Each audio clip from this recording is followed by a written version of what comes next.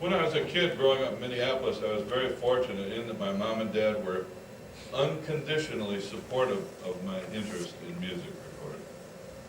They were absolutely fantastic, patient beyond belief. I almost ruined the house. I drilled big holes through the walls for wires.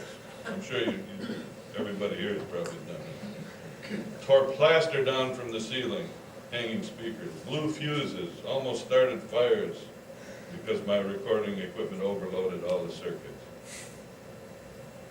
When I was in high school, I recorded everything from Minnesota-type polka bands to black gospel singing quartets in the living room.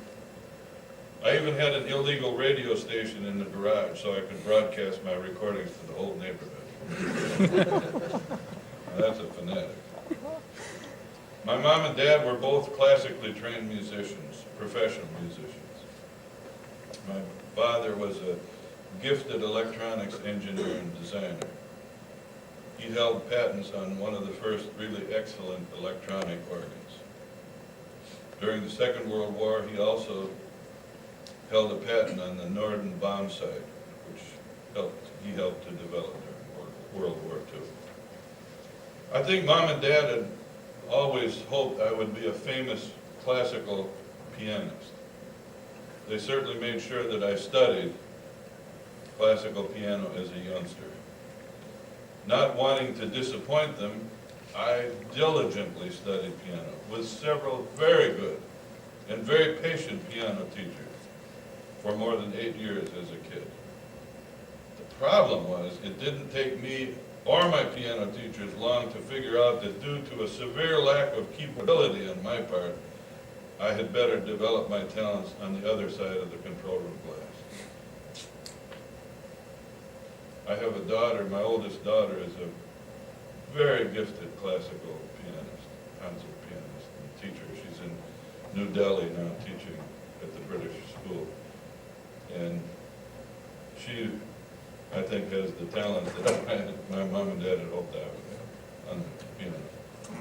When I was a kid, though, my folks had season tickets to the Minneapolis Symphony.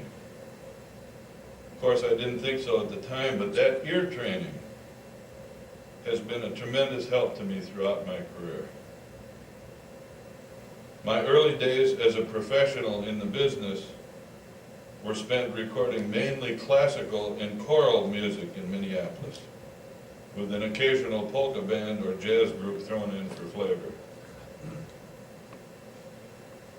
I moved to Chicago in 1957, and my first year of work in Chicago was spent working for RCA Victor Records.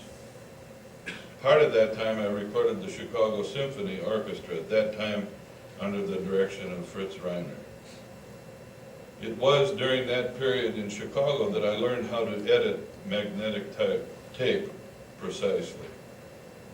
I was really fortunate because Dr. Reiner was extremely interested in the recording process. He loved making records. After we recorded a piece in Orchestra Hall, we would sit and edit the Chicago Orchestra tapes bar by bar, sometimes note by note, until it was as perfect as we thought we could make it.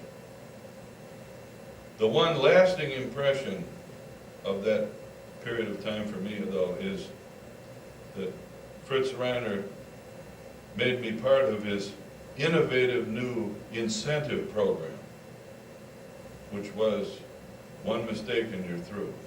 It's amazing how that can make you pay attention to your work.